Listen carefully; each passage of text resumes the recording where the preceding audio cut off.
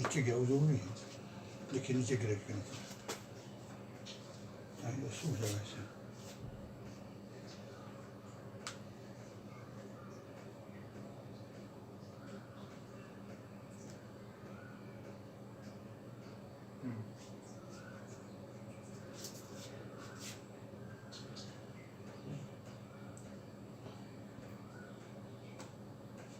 जो स्क्रीन जो अच्छी होता है तो उसको क्या बहुत देर तक कर दिया, 1 घंटा के लिए, 1 घंटा तक स्क्रीन ओपन हो गई नहीं, वो चलने लगेगा तो एकदम चलेगा। बोलिए सर, शुरू कर दें। हाँ, हमारे सर हैं अशोक सर, अभी आपको अंग्रेजी बताएंगे और आप लोग सीखेंगे। तो हमें आशा है कि आप सीखेंगे। बहुत अच्छे टीचर हैं, इनका पूरा पटना में नाम है और इनका विद्यार्थी बहुत सारा सक्सेसफुल है, अभी बड़े बड़े पद पर है। तो चलिए, अशोक सर को हम रिक्वेस्ट किए हैं कि वो आएँ और आपको इंग्लिश सिखाएं। तो हम आशा करते हैं कि अशोक सर के द्वारा आप बहुत अच्छे इंग्लिश सीखेंगे और आप धैर्यपूर्वक सिर्फ आप सर की बातों को सुनेंगे, आपको 100% समझ में आएगा। थैंक यू सर, स्टार्ट करें। मैं अशोक कुमार सिंह पटना के कुछ कॉलेजेज और ख्याति प्राप्त कॉम्पिटिटिव कोचिंग्स में क्लास लिया हूँ। लगभग 30-32 साल से मैं लोगों को, बच्चों को अंग्रेजी पढ़ा रहा हूँ। जिन विद्यार्थियों को अंग्रेजी ग्रामर सीखना है, ऐसे स्टूडेंट्स के लिए मैं बहुत ही बेहतरीन लेक्चरर हूँ। One who wants to understand English grammar from basic. So I am going to teach you at first the basic of English grammar. Basic में है person, number, case, gender, verb form, कौन सा verb singular है और कौन सा verb plural है। इन बातों के बारे में हम आपको शॉर्ट में यानी संक्षेप में बताएंगे, ज़्यादा समय नहीं लेंगे। कोशिश करेंगे कि आज के क्लास में जो आज सारी बेसिक चीज़ें हैं वो समाप्त हो जाए। सबसे पहले आते हैं पर्सन।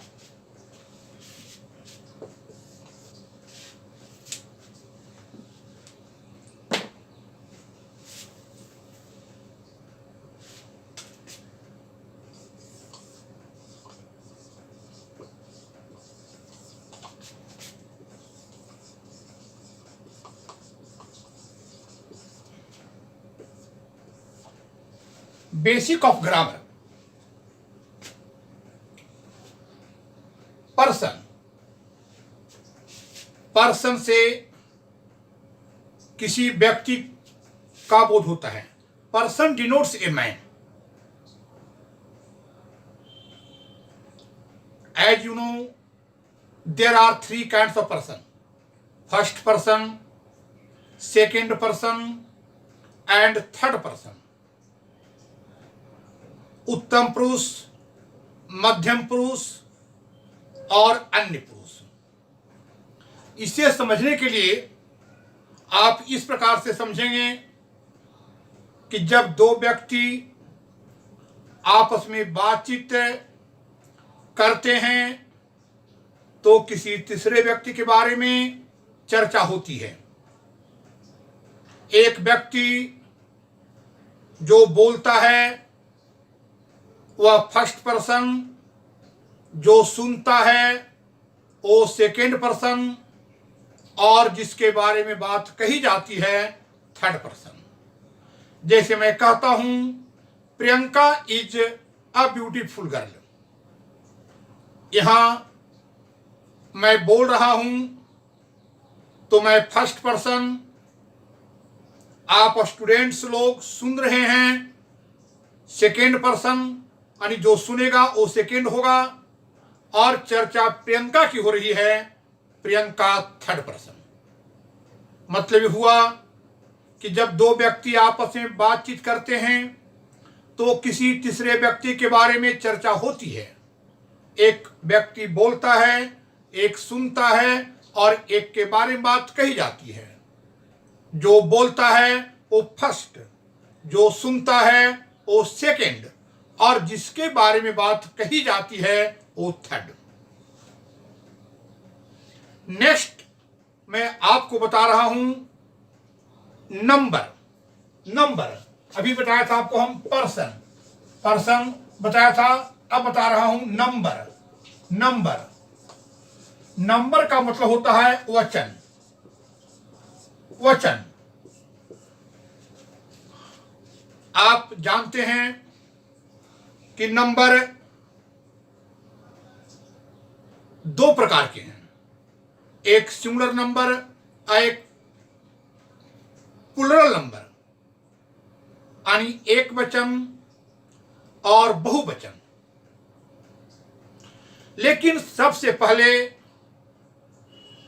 हमें इस बात के बारे में जानकारी प्राप्त करनी है कि नंबर क्या होता है। What is number? At first I have to explain it.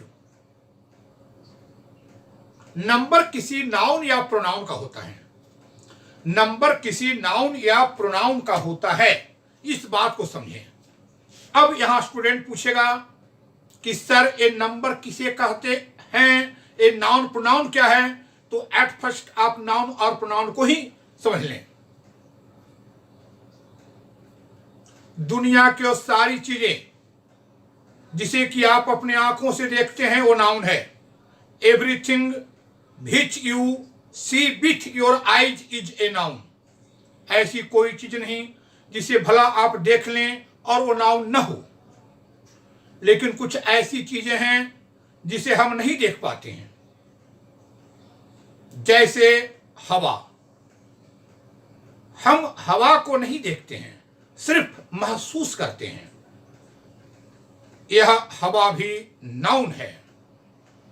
स्पष्ट हुआ कि जो हम देखते हैं, जिसको महसूस करते हैं, वो दोनों नाउन हैं। इसके अलावे कुछ चीजें ऐसी हैं जिसे हम नहीं देख सकते हैं, न महसूस कर सकते हैं, हम सिर्फ उसके बारे में सोच सकते हैं, जैसे beauty, wisdom, knowledge, poverty, kindness, sweetness, honesty. These are not seen, felt and touched. We only think about them. These are also nouns. These are called abstract nouns. भाववाचक संज्ञा। स्पष्ट हुआ कि दुनिया की वो सारी चीजें जिसे कि हम देख सकते हैं, जिसका अनुभव हम अपने सेंस ऑफ ऑर्गन, आंख, नाक, कान, जीभ और त्वचा से कर सकते हैं, तथा जिसका बारे में हम सोच सकते हैं, नाउन है। Next I have to explain pronoun. अंग्रेजी का प्रोनाउन अंग्रेजी के दो शब्दों प्रो प्लस नाउन से बना है। Pro plus noun equal to. Pro का मतलब होता है इंस्टीड ऑफ। इंस्टीड ऑफ ये फ्रेज है। ये क्या चीज है? फ्रेज है। इंस्टीड ऑफ फ्रेज है, जिसका मतलब होता है के बदले में, के बदले में। और नाउन का मतलब हुआ संज्ञा। स्पष्ट हुआ, संज्ञा के बदले जो शब्द आता है उसे सर्वनाम कहा जाता है। A pronoun is a word used in place of a noun, instead of a noun. जैसे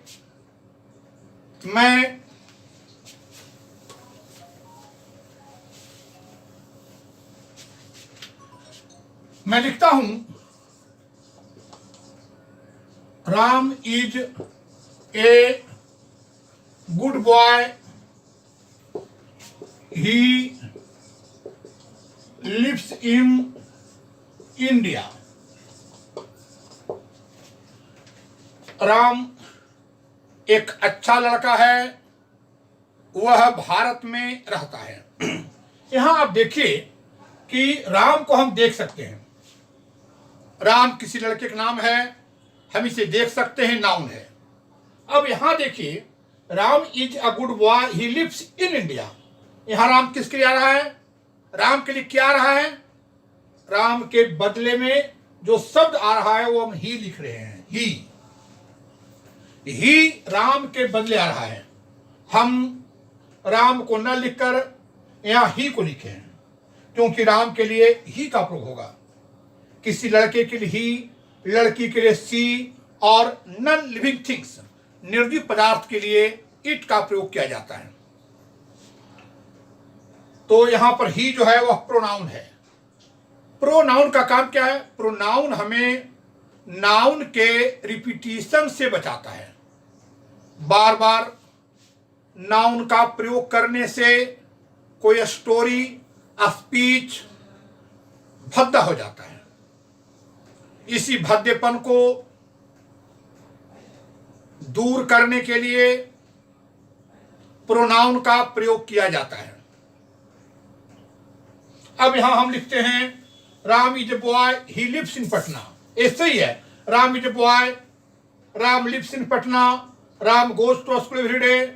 तो इस प्रकार से जो चीजें यहां आती हैं राम राम, ये थोड़ा भद्दा हो जाता है। इसी भद्देपन को दूर करने के लिए हम प्रोनाउन का प्रयोग करते हैं।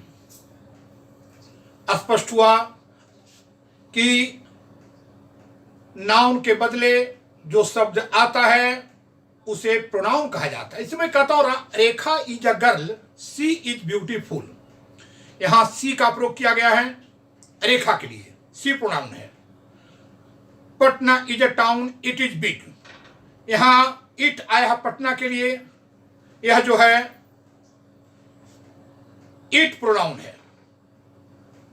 तो जो शब्द संज्ञा के बदले आता है उसे सर्वनाम यानी प्रोनाउन कहा जाता है। नेक्स्ट है प्रोनाउन से संबंधित जो हम आगे पढ़ेंगे ग्रामर में। तो एक बात जानना है कि प्रोनाउन का कोई न कोई एंटीसीडेंट होता है। एंटीसीडेंट मतलब होता है पूर्ववर्ती होता है पहले आने वाला, उसे एंटीसीडेंट कहा जाता है। अब रही बात कि हम एंटीसीडेंट किसे कहेंगे, तो जो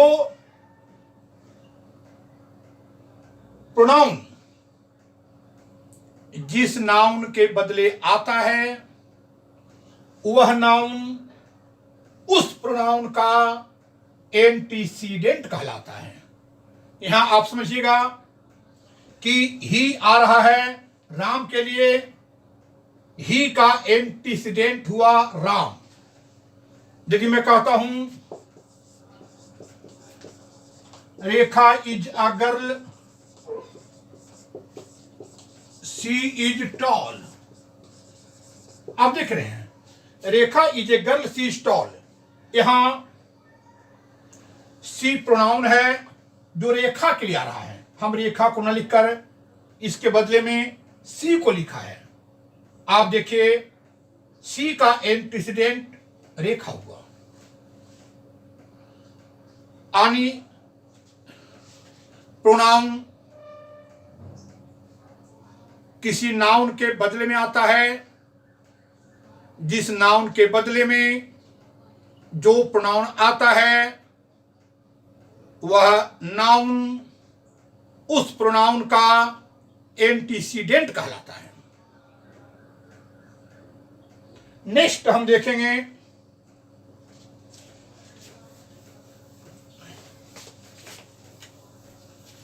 नंबर कि नंबर बता रहे थे कि नंबर हमें इस बात के बारे में बताता है कि किसी नाउन या प्रोनाउन से एक का बोध होता है अथवा अनेक का।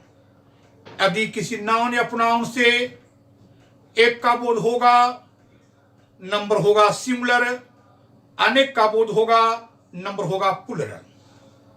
It is known to all, everybody knows it. सभी बच्चे इस बात को जानते हैं, जो भी स्टूडेंट हैं वो सभी जानते हैं। ये सब बेसिक है, शुरुआती है। हम शुरू से चलते हैं ताकि ऊपर के ग्रामर में किसी विद्यार्थी को कोई परेशानी नहीं होगी भी नहीं। नेक्स्ट है आइए जेंडर। तो यहां हम जेंडर को देखते हैं कि ये जेंडर क्या है भाई। जेंडर, जेंडर का मतलब होता है लिंग। लिंग, अब देखिए जेंडर किसे कहेंगे। जेंडर हमें इस बात के बारे में बताता है कि किसी नाउन या प्रोनाउन से स्त्री जाति का बोध होता है अथवा पुरुष जाति का। Gender tells us whether a noun or pronoun denotes a male animal or female animal. When a noun or pronoun denotes a male animal, it is called masculine. When it denotes a female animal, it is called feminine. Masculine pulling, feminine striling. For instance, boy masculine, girl feminine. Husband masculine, wife feminine. Brother masculine, sister feminine. Ox masculine, cow feminine. तो अब आप masculine feminine को समझ गए होंगे। Next है common gender. Common gender, common gender जो है वह स्त्री और पुरुष दोनों के लिए बोझ में आते हैं। दोनों के लिए बोझ में आते हैं। जैसे आप किसी लड़की को भैया और किसी लड़के को दीदी नहीं कहेंगे, यह रॉन्ग हो जाएगा।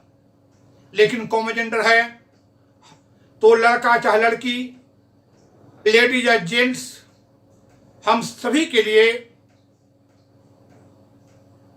उसका प्रयोग कर सकते हैं।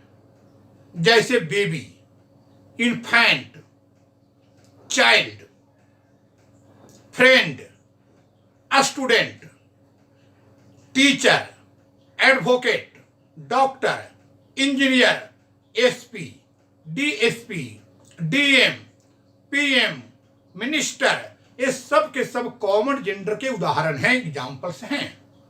हम लेडीज हों या जेंट्स हों, बॉय हो या गर्ल हो, हम उनको कह सकते हैं। किसी औरत को भी हम एसपी कह सकते हैं, टीचर कह सकते हैं, और किसी मर्द को भी हम एसपी और टीचर कह सकते हैं। ये दोनों के लिए आता है। तो मतलब निकला कि जब किसी नाउन का प्रयोग स्त्री और पुरुष दोनों के लिए होता है तो उसे कहा जाता है कॉमन जेंडर। नेक्स्ट है neuter gender. Neuter gender, neuter gender, it denotes non living things और लाइफलेस थिंग्स, जिसमें प्राण नहीं रहते हैं। बेसिकली उन्हें न्यूटर जेंडर कहा जाता है। जैसे table, bench, chair, pen, pencil, rope. स्पष्ट हुआ कि जेंडर 4 प्रकार के हैं: मैस्कुलिन, फेमिनिन, कॉमन, न्यूटर। जिससे पुरुष जाति का बोध होता है मैस्कुलिन, स्त्री जाति का बोध होता है फेमिनिन, और जो स्त्री और पुरुष दोनों बोध कराते हैं कॉमन, जैसे friend, student, these all are used to denote both male and female. Next, neuter gender. It is used to denote non-living things or lifeless things, जिसमें प्राण नहीं रहता है, वो न्यूटर जेंडर है. एग्जाम्पल में टेबल, बेंच, चेयर. नेक्स्ट, हम इसको लिख भी सकते हैं इस प्रकार से यादगारी के लिए. There are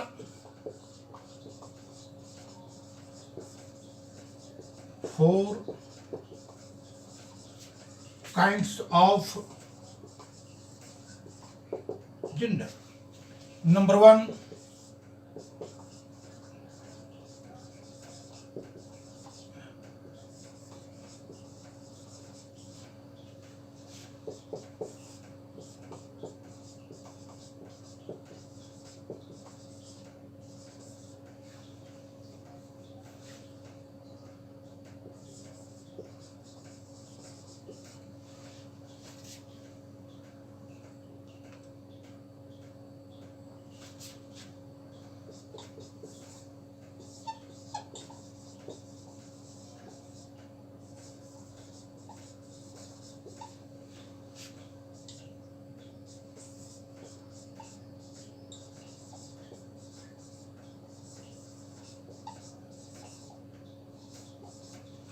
neutral gender.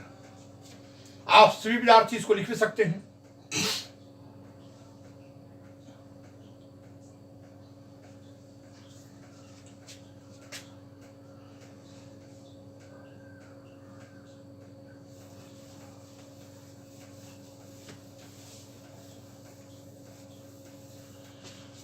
Next, हम बताते हैं आपको केस के बारे में.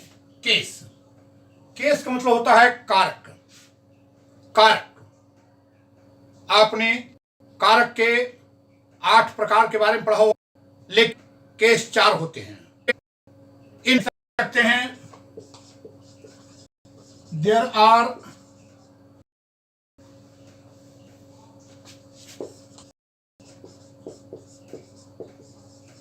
To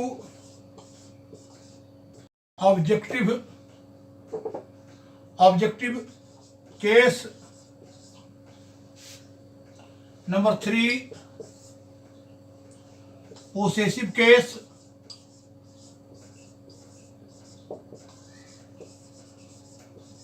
number 4, vocative case.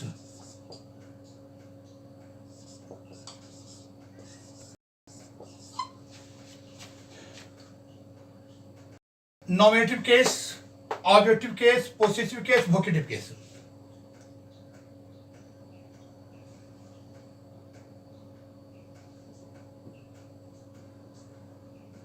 अब हम देखेंगे कि नॉमिनेटिव केस क्या है. नॉमिनेटिव केस, जैसे मान लीजिए आई लव हिम. आप एक एग्जाम्पल लेते हैं, आई लव हिम. तो जो अब इसमें नॉमिनेटिव कौन है और ऑब्जेक्टिव कौन है, ये हमको पता करना है.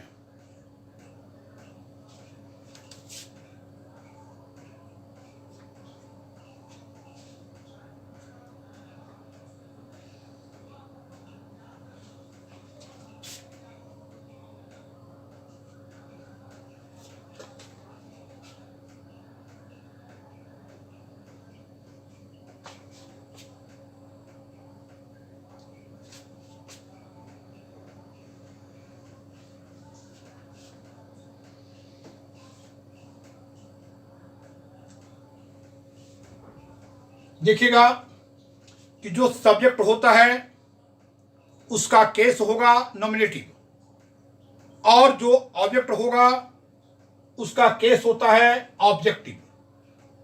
तो सबसे पहले हमें सब्जेक्ट और ऑब्जेक्ट के बारे में पढ़ना है कि सब्जेक्ट किसे कहते हैं और ऑब्जेक्ट किसे कहते हैं. अब देखिए कि जो किसी काम को करता है या जिसके बारे में बात कही जाती है वो सब्जेक्ट है. जैसे आई लव हिम, मैं उसे प्यार करता हूं.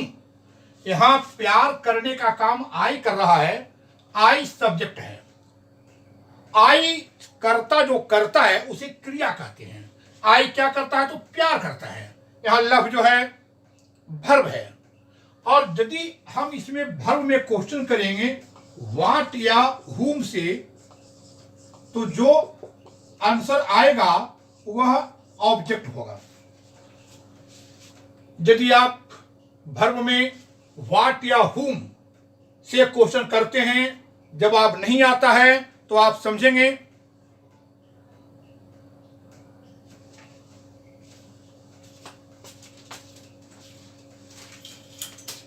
सर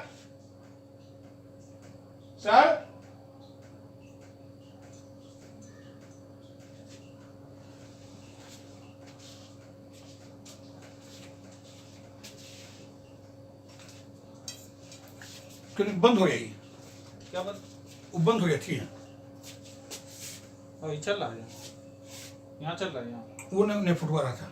नहीं कोई दिक्कत नहीं, यहाँ चल रहा है। तो इसको कैसे करें? अरे इधर रहिएगा तो इसे गड़वा जाएगा। ठीक है, ये हमको किसका कोई आइडिया नहीं है। कोई दिक्कत नहीं, चल रहा है, हम उधर देख रहे हैं। तो उसमें फोटो नहीं आ रहा है। कहाँ? वो कंप्यूटर बंद हो गया, उससे कोई दिक्कत नहीं। उससे कोई दिक्कत नहीं, आप सर क्लास लें आराम से, उससे कोई दिक्कत नहीं। कर दीजिएगा तो नहीं सर, आ जाता है।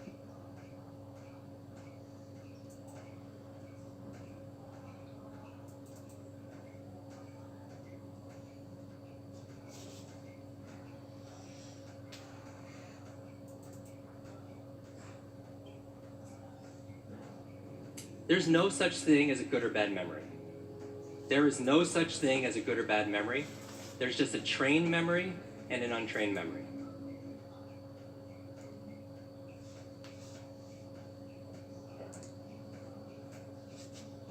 तो अभी थोड़ा सा कंप्यूटर यहाँ बंद हो गया था, तो सर जो है, सर को लगा कि लाइव बंद तो नहीं हो गया, लेकिन ऐसी बात नहीं है। सर का आज पहला दिन का क्लास है, इसीलिए सर को लग रहा है कि कैसे बंद हो गया, कैसे बंद हो गया। तो फिर से हम सर को कंप्यूटर स्टार्ट कर देते हैं ताकि सर देखते रहेंगे। सर देखिए सर, यहाँ कमेंट आ रहा है। क्या क्या है?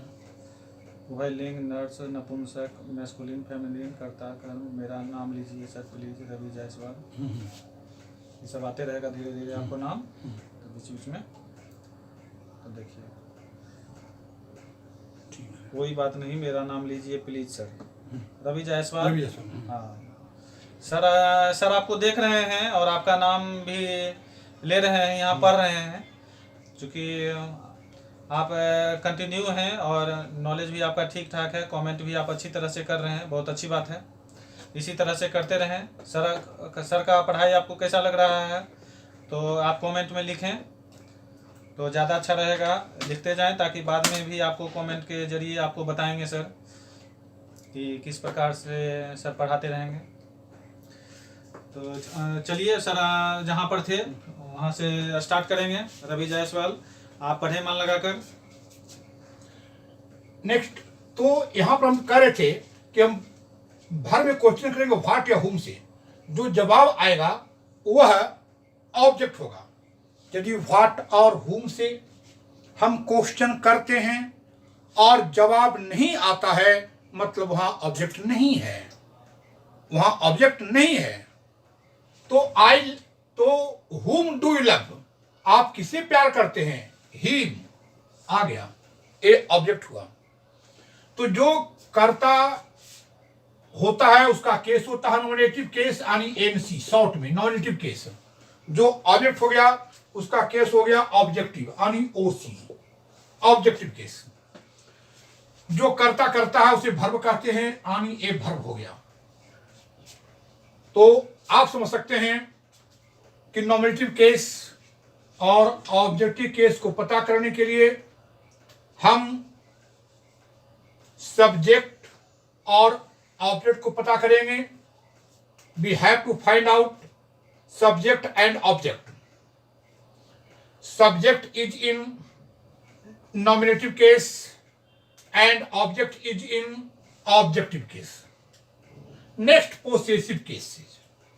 पोसेसिव केस जो है वो है my, mine, our, ours, yours, his, her, hers, its, theirs. These all are possessive cases.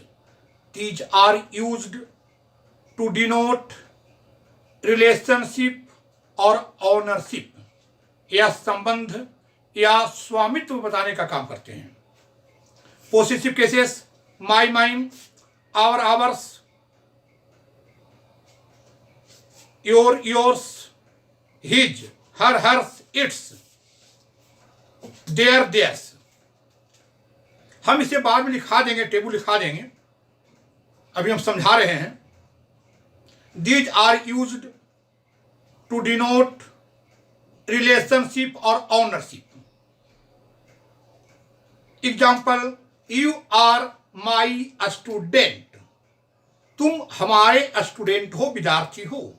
यहां माई पोसेसिव केस है and it has been used या इट डिनोट्स रिलेशनशिप। आदमी से आदमी का रिलेशन होता है और आदमी से जानवर का और आदमी से वस्तु का पोजेशन होता है, अधिकार होता है। जैसे that is my cat, that is my cat, यहां माई पोसेसिव केस है but denotes ownership. He is our friend, यहां आवर पोसेसिव केस है and denotes relationship. This is our house, तो this is our house, our possessive case है but denotes ownership, यह स्वामित्व बताता है कि इस घर का मालिक कौन है। Who is the owner of this house.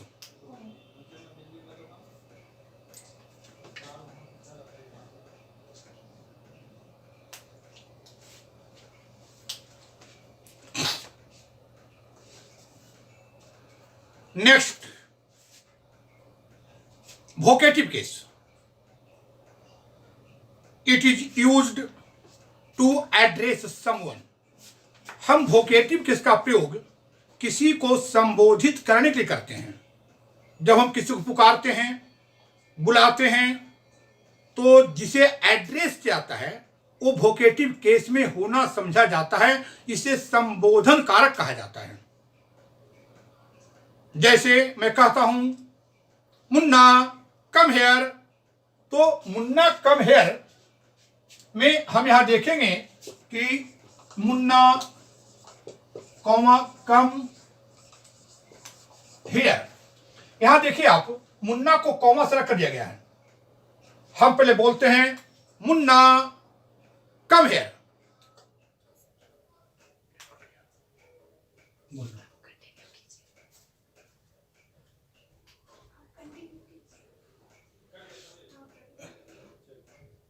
Munna को एड्रेस किया गया है। मुन्ना वोकेटिव केस में है, हम इसे एड्रेस कर रहे हैं। जिसे मैं कहता हूं क्लास में मे आई कम इन मैडम, जिसे बोलते Munna come here, Munna vocative case. May I come in madam, madam vocative case. Next, I am going to teach you about verb.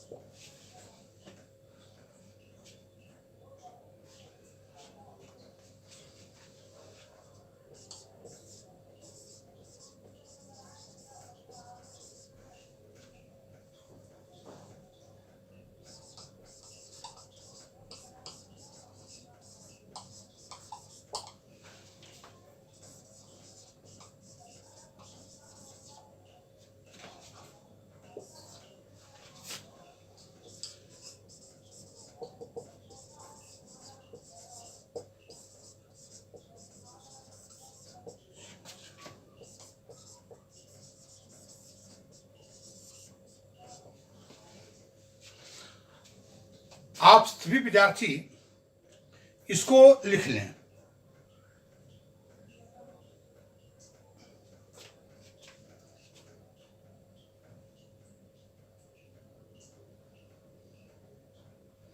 इस सबको उतार लीजिए।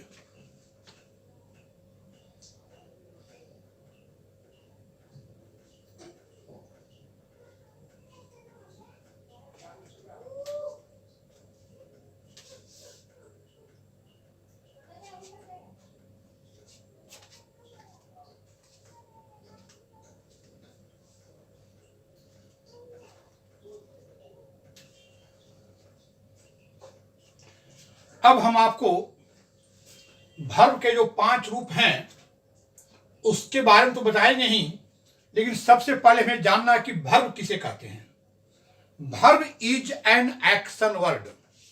Verb is an action word. हम जो कुछ भी करते हैं वो क्रिया है। हमारे द्वारा जो भी काम होता है वो क्रिया है। आप जो कुछ करते हैं, खाना पीना, हंसना, रोना, देखना, सुनना, ये जो भी एक्शन आप कर रहे हैं ये सब का सब वर्ब है। इसलिए कहा जाता है ए verb is an action word. अब रही बात कि वर्ब के 5 रूप हैं जिसको हम लिख दिए हैं। इसे क्रमशः V1, V2, V3, V4, V5 के नाम से भी जाना जाता है। First 3 is the matter of learning and you will have to learn it from a book of English grammar. ये प्रथम 3 जो है ये याद करने की बात है। किताब में वर्ब का फॉर्म दिया रहता है, आप वहां याद कर सकते हैं। go, went, gone, teach, taught, taught, sing, sang, sung, take, took, taken, it, ate, eaten, give, gave, given। ये याद कीजिए, किताब में दिया हुआ है। अधिकांशतः ग्रामर की किताबों में, ट्रांसलेशन किताबों में ये वर्ब के फॉर्म दिए रहते हैं। इसे याद करने के सिवा कोई दूसरा उपाय नहीं है।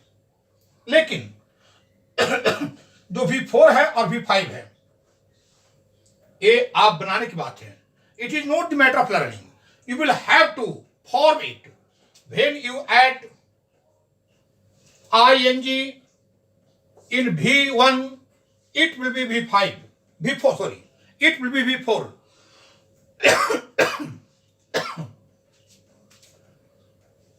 जब आप V1 में ing लगाएंगे तो यह V4 होगा। जैसे गो का गोइंग, सिंग का सिंगिंग, यहां ing लगा हुआ है, और रिंग का रिंगिंग ing लगा हुआ है। तो V4 को हम लोग ing फॉर्म ऑफ वर्ब भी कहते हैं, क्योंकि यह ing लगने से बनता है। यानी जब प्रेजेंट फॉर्म वर्ब जिसे V1 भी कहा जाता है में आप ing लगा देंगे, V4 हो जाएगा, यानी वो प्रेजेंट पार्टिसिपल फॉर्म वर्ब होगा। जब आप V1 में यानी प्रेजेंट फॉर्म वर्ब में s या es लगाएंगे तो यह V5 होगा, जिसे singular present form of verb कहा जाता है। जैसे गो का गोज, सिंग का सिंग्स और रिंग का रिंग्स। तो these two are the matter of formation when you add ing with V1 it will be V4, when you add s or s with V1 it will be V5।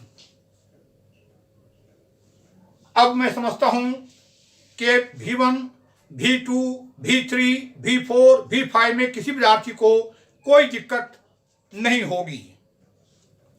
Next है, आप देखेंगे कि जिस प्रकार से अभी हम लोगों ने सिंगुलर और प्लुरल नाउन का देखा, उसी प्रकार से वर्ब का भी सिंगुलर और प्लुरल होता है। वर्ब का भी सिंगुलर और प्लुरल होता है। अब रही बात कि इसमें रूल है वर्ब प्लस एस या ES equal to singular, noun plus S या ईएस इक्वल टू प्लुरल। तो यहां बात ये समझने की है कि हम एस या ईएस लगाकर बना सकते हैं सिंगुलर भी और बना सकते हैं प्लुरल भी, लेकिन बात यह है कि जब लगेगा वर्ब में एस तो होगा सिंगुलर, जब लगेगा नाउन में एस तो होगा प्लुरल, बिकॉज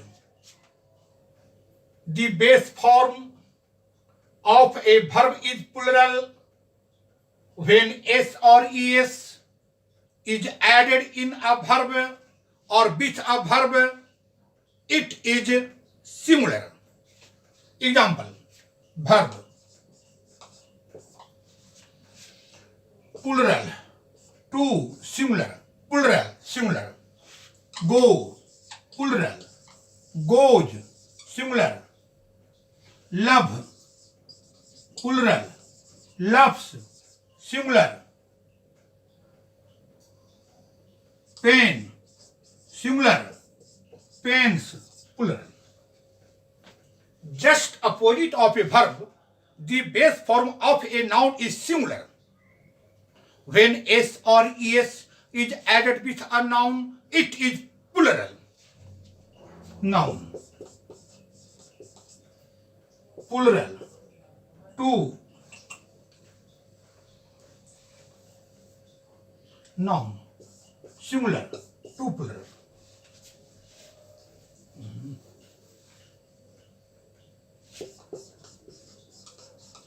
Noun plural से singular। अब देखिएगा, boy plural,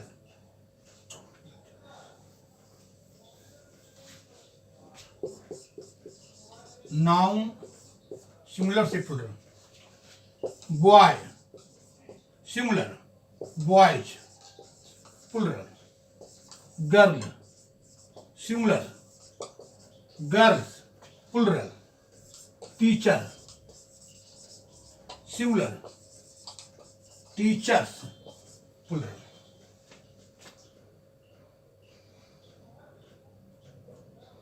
तो स्पष्ट हुआ कि the base form of a verb is plural when ses is added with a verb, it is singular.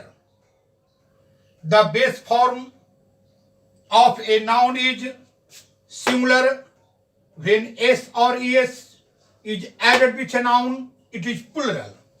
So we can form either singular or plural by adding s or es in the last. If we add s or es with a verb, it is singular. If we add s or es with a noun, it is plural, because verb plus ses equal to singular, noun plus ses equal to plural।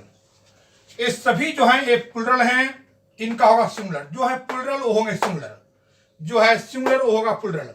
अब रही बात कि sir ये base form क्या होता है, तो base form जिसका जो अंग्रेजी होता है, जैसे जाना का गो, प्यार करने का लव,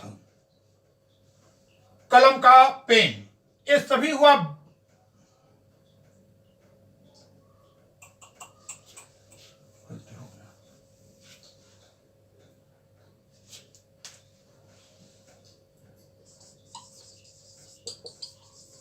ये गलती हो गया था यहाँ पर, गलती, इतनी गर्मी है कि यहाँ पर गर्मी ज़्यादा है। तो ये देखिए, इसको फिर देख लीजिएगा थोड़ा सा। एक गो, लव और रीड वर्ब हैं, ये सभी हैं प्लुरल, लगा दिया एसीएस, हो गया सिंगुलर। बॉय गर्ल टीचर, ये सभी हैं सिंगुलर, लगा देंगे एसीएस, हो जाएगा प्लूरल। तो स्पष्ट हुआ कि जो वर्ब होता है जिसका जो बेस फॉर्म की मतलब जिसका जो होता है, जिससे मान लीजिए जाना का गो, प्यार करने का लव, पढ़ना का रीड, ये सभी बेस फॉर्म हैं, ये सभी है प्लूरल में, लगा देंगे एसीएस, हो जाएगा सिंगुलर में। ये सब वर्ब है, ये सब एक्शन वर्ड है। नाउन हम उसे कहते हैं जिसे हम देख सकते हैं। तो देखने वाली वो वही चीजें हैं जिसको आप देख सकते हैं, बेसिकली वो होते हैं सिंगुलर में, लगा देंगे एसीएस, हो जाएगा प्लूरल में। जैसे boy singular, boys plural, girl singular, girls plural, teacher singular, teachers plural. ये जो वर्ब हैं सभी, यहां पेन गलती से खा गया था, है ना, और ये यहां पर जो है कि कोई वर्ब लिखना पड़ेगा हमको, तो हमने रीड लिख दिया है। तो ये गो, लव और रीड, ये सभी हैं वर्ब, ये सब एक्शन वर्ड है, ये सभी है प्लूरल, लगा दिए एसीएस, हो गया सिंगुलर। तो हम ऐसे समझेंगे कि जब कभी भी हमें सिंगुलर या प्लूरल लिखने की बात आती है, बोलने की बात आती है, तो हम देखेंगे कि वो नाउन है कि वर्ब है। यदि वो नाउन है और अपने बेसिक फॉर्म में है तो होगा सिंगुलर। कुछ ऐसे नाउन्स हैं जो बेसिक फॉर्म प्लूरल भी होते हैं, लेकिन हमें उसके बारे में भी नहीं बताना है, हम अभी बेसिक चल रहे हैं। जैसे कैटल, पुलिस, ये सभी जो है वो प्लूरल हैं, लेकिन इसमें एस लगा हुआ नहीं है। कुछ ऐसे नाउन हैं जिसमें एस लगे रहते हैं लेकिन वो सिंगुलर हैं, जैसे स्टैटिस्टिक्स, फिजिक्स, तो ये सब जो इकोनॉमिक्स, ये सब में एस लगा हुआ है, ये सब सिंगुलर हैं। तो उतना दूर अभी नहीं जाएंगे, जब बाद में हम पढ़ेंगे सिंगुलर प्लूरल डिटेल में, तब हम चर्चा करेंगे। अभी आप ये समझें कि the base form of a noun is singular when s or es is added with a noun, it is plural. जैसे boy singular, boys plural, girl singular, girls plural, teacher singular, teachers plural. The base form of a verb is plural. Base form जिसका जो अंग्रेजी होता है, जैसे जाना का गो, खाना का ईट, पढ़ना का रीड, तो ये सभी वर्ब है, ये प्लूरल हैं, लगा देंगे एसीएस, हो जाएगा सिंगुलर। जैसे गोज, लव्स, रीड्स, ये सभी हैं सिंगुलर। ये समझिए, स्पष्ट हुआ कि verb plus ES equal to singular, noun plus ES equal to plural. अगर कोई दिक्कत होगा आप कमेंट में लिख सकते हैं, हम उसको दूर करने का पूरा प्रयास करेंगे।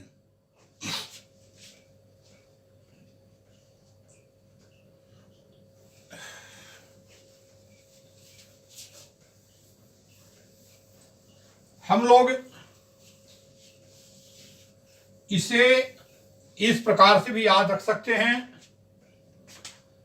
कि V1 equal to plural, V5 equal to singular. ये समझिए, हम लोग जितने भी वह हैं, go, play, sing, teach, love, take, give, ये सभी हैं प्लूरल, लगा देंगे ES. Loves, takes, gives, its, ये सभी हो जाएंगे सिंगुलर। जितने भी V5 हैं, जो गोज, सिंग्स, लव्स, टेक्स, ये सभी हैं सिंगुलर। जितना V5 सब सिंगुलर, जो V1 है वो है प्लूरल। ऐसे समझे हम लोग, इस प्रकार से भी हम लोग इसको याद रख सकते हैं। नेक्स्ट है कि हम लोग देखेंगे कि कौन सा वर्ब होता है सिंगुलर और कौन सा वर्ब होता है प्लूरल। हम उसको देखें। Singular verb,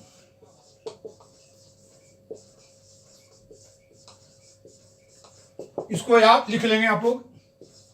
M, is, has, was, goes, plays, etc. Plural verb.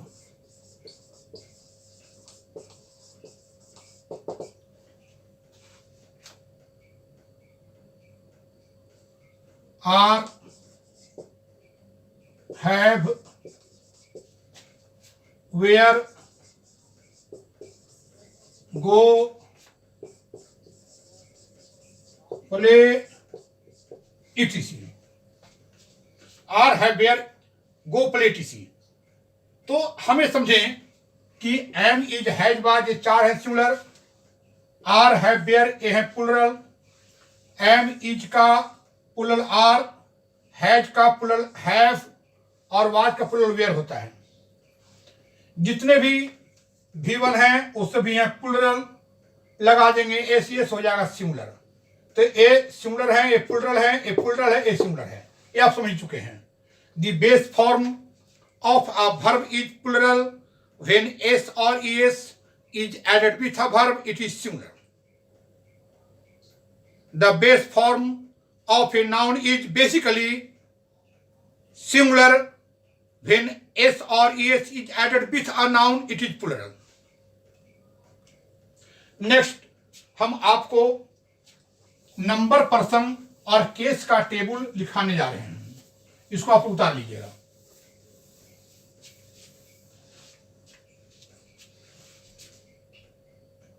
यह है first person singular.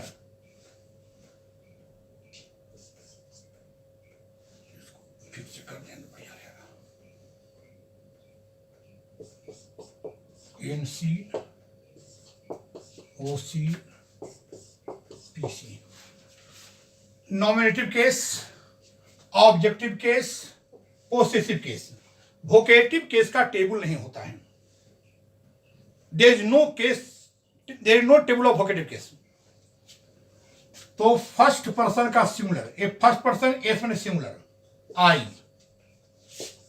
Me, my, mine. First का plural, we, us, our, ours. Second का singular plus plural, you, you, your, yours.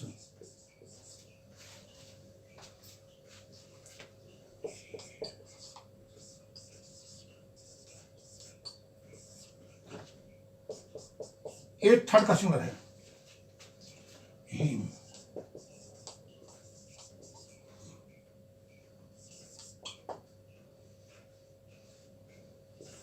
Him, her, HER, her, it, IT, it.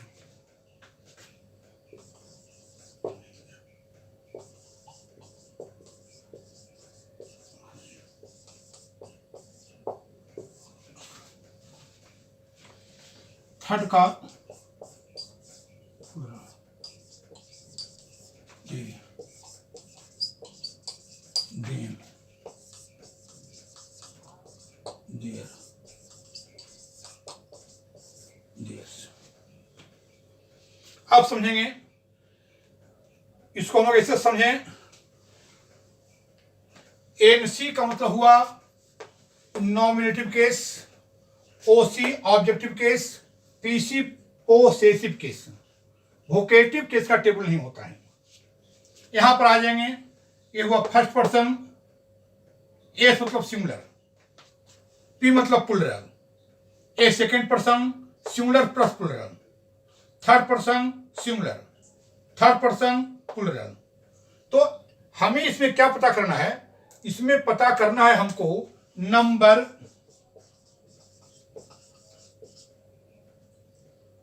Person और case. ये तीन चीजें हमें पता करना है। ये तीन चीज पता करना है कि किसी प्रोनाउन का नंबर क्या है। तो इसे आई का, तो आई का नंबर क्या होगा? तो नंबर होते हैं दो। अगर नंबर है तो सिंगुलर चाहे प्लुरल। पर्सन है तो फर्स्ट, सेकेंड या थर्ड। फर्स्ट सेकेंड थर्ड, और अधिक केस है तो एनसी, ओसी और पीसी, यानी नॉमिनेटिव, ऑब्जेक्टिव, पोसेसिव बोलेंगे। तो अब देखिए कि हमसे कोई पूछता है कि सर ये आई का नंबर क्या है, तो आई का नंबर होगा सिंगुलर, ए इसके सामने है। पर्सन क्या होगा, तो फर्स्ट, क्योंकि इसके सामने है। केस क्या होगा, तो नॉमिनेटिव को इसके नीचे है। तो इसके नीचे जो भी प्रोनाउन है ये सब नॉमिनेटिव केस है, ये सभी ऑब्जेक्टिव केस है, ये सभी पोसेसिव केस है। इसके सामने जो है ये फर्स्ट पर्सन का सिंगुलर सब है, ये फर्स्ट पर्सन का प्लूरल है यहां से यहां तक। ये सेकेंड पर्सन सिंगुलर प्लूरल दोनों है, और ये थर्ड पर्सन का सिंगुलर है, और ये थर्ड पर्सन का प्लूरल है। तो जब कभी भी आपको नंबर केस पर्सन पता करना हो, आप इस टेबल के माध्यम से कर सकते हैं। अब इसे मान लीजिए कि यू का नंबर क्या होगा, तो सिंगुलर भी है, प्लूरल भी है, क्योंकि यू का मतलब तुम या आप, तुम लोग या आप लोग होता है। यू हिंदी में सिंगुलर प्लूरल हो सकते हैं, लेकिन अंग्रेजी में चाहे यू रहे तो भी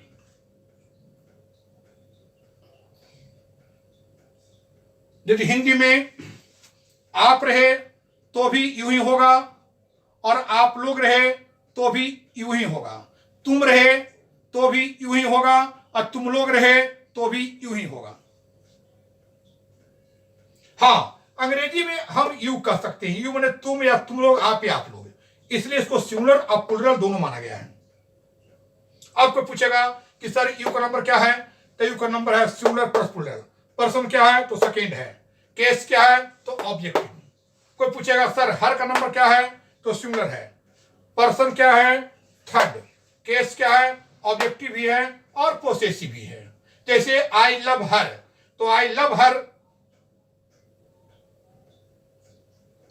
में हर जो है यह ऑब्जेक्टिव केस में है, तो इसका केस हो गया ऑब्जेक्टिव। और आई लव हर ब्यूटी, तो आई लव हर ब्यूटी में आप देखिएगा कि यहां हर जो आ रहा है वो पोसेसिव केस है ना, ये ऑब्जेक्ट काम नहीं कर रहा है, वो पोसेसिव केस है। ये पोजीशन बता रहा है कि किसको प्यार करते हैं, उसकी ब्यूटी को, उसकी सुंदरता को। तो आप अब देख रहे हैं कि यह हुआ पोसेसिव केस, ये है ऑब्जेक्टिव केस। ये डिपेंड करता है उसके यूज पर कि कौन सा प्रोनाउन किसी सेंटेंस में कौन सा काम कर रहा है। वो ऑब्जेक्ट का काम कर रहा है तो ऑब्जेक्टिव केस होगा, और यदि रिलेशन या ऑनरशिप बताएगा तो पोसेसिव केस होगा। ऐसे समझिए हम लोग। आप जानते हैं कि जब किसी वाक्य में ये सभी जो आए हैं, ये जो प्रोनाउन सब जो आए हैं यहां पर, ये सभी प्रोनाउन जो है, these all are possessive cases and these are used to denote relationship और ऑनरशिप। तो इस प्रकार से हम समझते हैं कि आप सब लोगों को जो पढ़ाई हुई है वो समझ में आ गई होगी। यदि कोई दिक्कत हुआ है तो आप कमेंट करेंगे। I shall try my best to solve your problem. Thank you, be happy.